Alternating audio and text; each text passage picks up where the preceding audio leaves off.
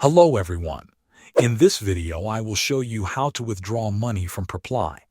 To withdraw your earnings from Preply, begin by logging into your Preply tutor account on your computer or mobile browser.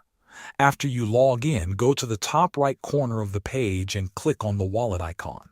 This will take you to your wallet section, where you can see your available balance and past transactions. When you are ready to take out your money, click on the button that says Withdraw Money.